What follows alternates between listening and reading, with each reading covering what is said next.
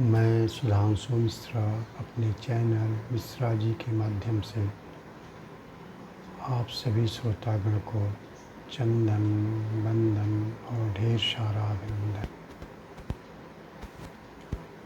बीच में अति व्यस्त हो जाने के चलते मैं वीडियो नहीं बना पाया और आप लोगों के पास तक पहुंचाने में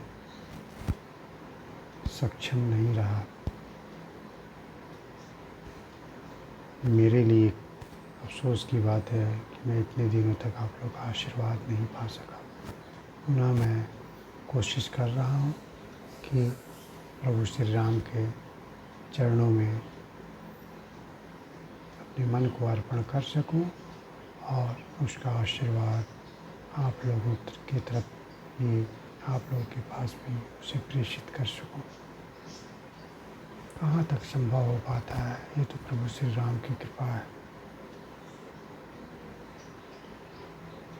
नीलाम्भुजस्यामलकोमलाङ्गं सीतासमारोपितवामभागं पाणौमासायैकचारुचापं नमामि रामं रघुवंशनाथम्। नमामि रामं रघुवंशनाथं। प्रिय श्रोतागण, आज से प्रभु श्री राम के चरणों में अयोध्या कांड का शुभारंभ हो रहा है। अयोध्या कांड का पहला श्लोक से ही, हर कांड श्लोक से ही शुरू हुआ है। इसमें जो पहला श्लोक है वो आप लोगों के सामने मैं रखने जा रहा हूँ। यस्यांके च विभाति भूधर्षुधा देवापगा मस्तके भाले बालविधुर्गले च गरलं यशोरसि व्यालिराट सोऽयं भूति विभूषणं सुरवर सर्वाधिप सर्वदा सर्वगता शिव शशिलिव श्रीशंकर पातु मां। श्याम रामचंद्र की जय, पवन सुत हनुमान की जय। यानी कि इस श्लोक का अर्थ हुआ, जिनकी गोद में हिमाचल सुता पार्वती जी, मस्तक पर गंगा जी और उनके ललाट पर द्वितीय का चंद्रमा। याद रखें कि भोलेनाथ के ललाट पर जो चंद्रमा विराजमान है वो द्वितीय का चंद्रमा है।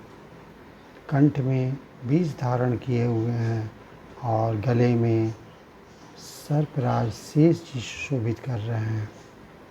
ये वस्त्र से विभूषित देवताओं में श्रेष्ठ सर्वेश्वर संहार करता सर्वव्यापक कल्याण रूप चंद्रमा के समान गोरे श्री शंकर जी सदा मेरी रक्षा करें, सदा हम लोगों की रक्षा करें।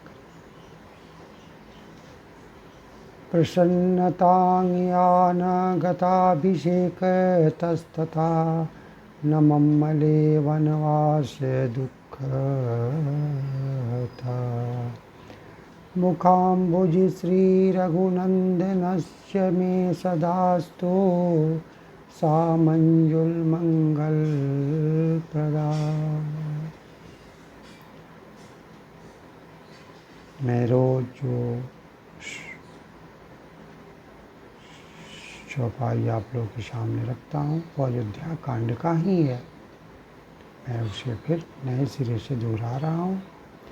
नीलाम्बुजश्यामलकोमलाङ्गं सीतासमारोपितवामभागं पाणौ महासायक चारुचापं नमामि रामं रघुवंशनाथं नमामि रामं रघुवंशनाथम। तुलसीदास जी कहते हैं, नीले कमल के समान श्याम और कोमल जिनके अंग हैं, श्री सीता जी जिनके वाम भाग में यानी कि बाएं भाग में विराजमान है और जिनके कर कमलों में अमोघ बाण और सुंदर धनुष है। अमोघ बाण कहते हैं वैसा बाण जो कि निशाने पर कभी चुके नहीं, जहाँ निशाना लगाया जाए वहाँ जाकर के अपना प्रहार करे, यानी निशाना से कभी भी चूक नहीं सकता है, उसे ही अमोघ बाण कहते हैं। उन रघुवंश के स्वामी श्री रामचंद्र जी को मैं नमस्कार करता हूँ।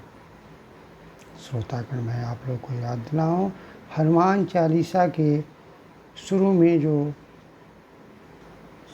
पहला दोहा है वो अयोध्या कांड से ही लिया गया है। श्री गुरु चरण सरोज रज निज मन मुकुर सुधारि, बरनउँ रघुबर बिमल जसु जो दायक फल चारि।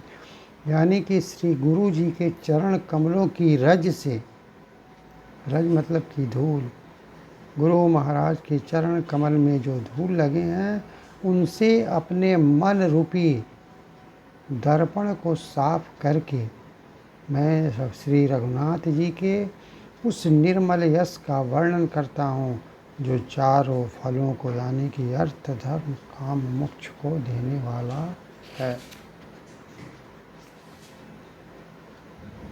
बाल कांड में प्रभु श्री राम का सीता मैया से शुभ विवाह हुआ, यानी चारों भाइयों का शुभ विवाह प्रभु श्री राम का सीता मैया से, भरत भैया का मांडवी मैया से, लक्ष्मण भैया का उर्मिला मैया से और शत्रुघ्न जी का सुकृति मैया से शुभ विवाह होने के बाद चारों लोग अपने नगर अयोध्या में पधारे। सब कुछ अच्छा हो रहा था, नित्य नए मंगल हो रहे थे। सब शुभ विवाह के बाद रोज नए नए मंगल कार्य ही हो रहे थे। शुभ सूचना आ रही थी, मंगल सूचक चिन्ह प्रतीत हो रहे थे। तुलसीदास जी कहते हैं, जब तेरा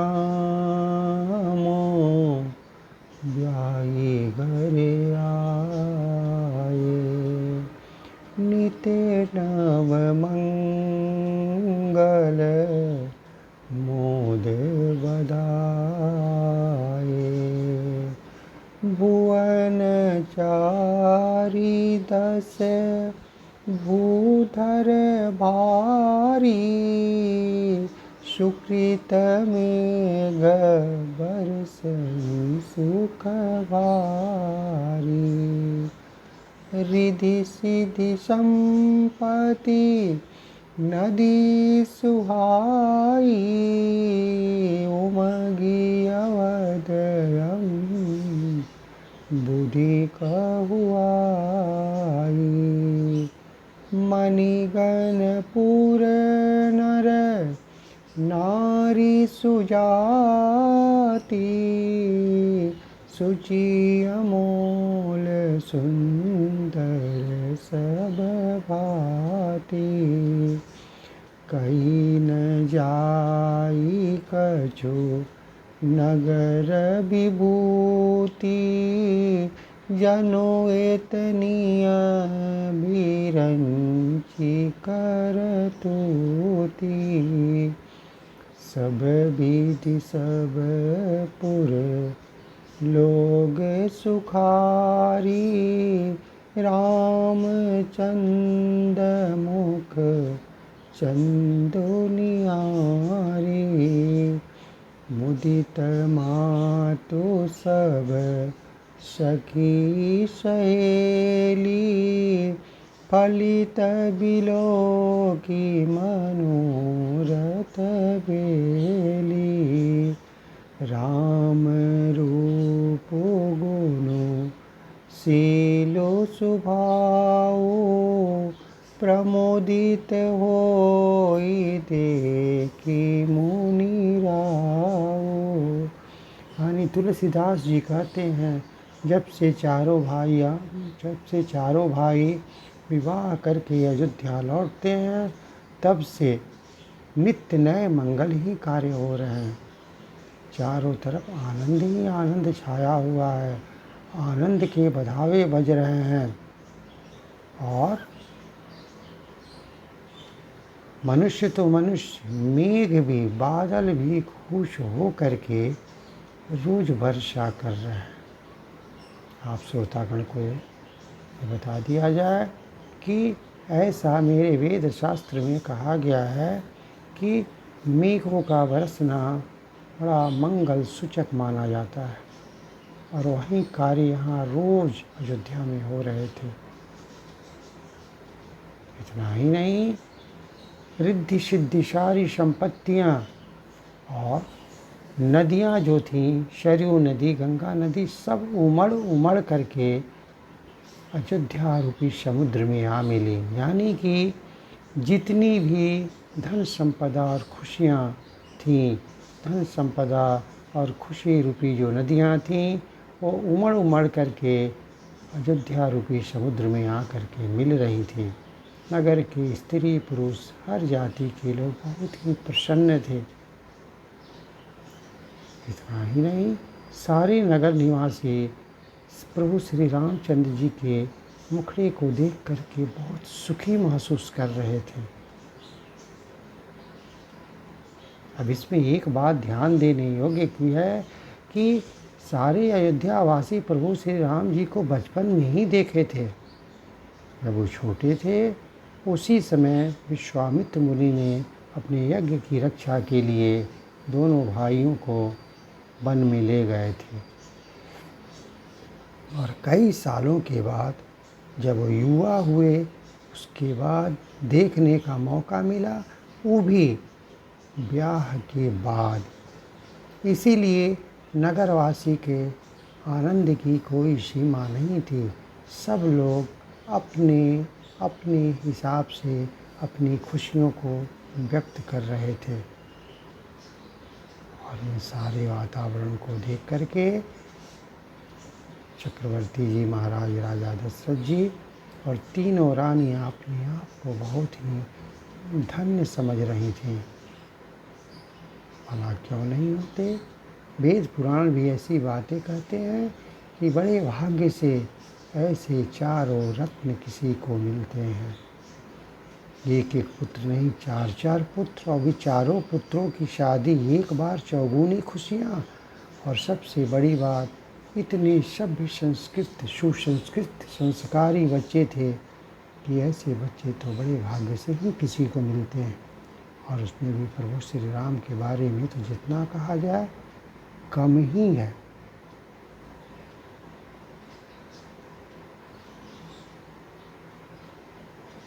आगे तुलसीदास जी कहते हैं, सबके उर अभिलाषु असा कहीं मनाई महेश।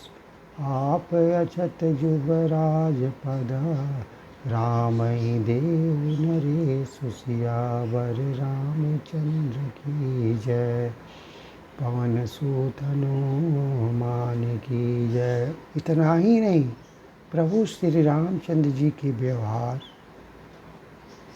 उनकी भाषा, उनकी वाणी और उनके कर्तव्य को देख करके सारे अयोध्यावासी मन ही मन भोलेनाथ से प्रार्थना कर रहे थे कि हे भोलेनाथ, जितना जल्दी हो सके प्रभु श्री राम को ही युवराज पद दे दें। यानी कि सारे नगरवासी, मंत्रीगण, ब्राह्मण, जितने भी लोग थे सभासद, सबके मन की अभिलाषा यही थी कि प्रभु श्री राम जितना जल्दी हो सके युवराज पद प्राप्त कर लें। और इसके लिए वो लोग सारे ईश्वरों से रोज मन्नत किया करते थे। आगे के लिए फिर अगले वीडियो में हम लोग सुनेंगे। तब तक हम अपने कर्तव्य का निर्वाह करते रहें और ईश्वर पर सदैव भरोसा बनाए रखें और गुनगुनाते रहें, प्रभु हम भी शरणागत हैं, स्वीकार करो तो जाने, अब मुझे पतित से पावन सरकार करो तो जाने, प्रभु हम भी शरणागत हैं, स्वीकार करो तो जाने, अब मुझे पतित से पावन स्वीकार करो तो जाने। जय श्री राम।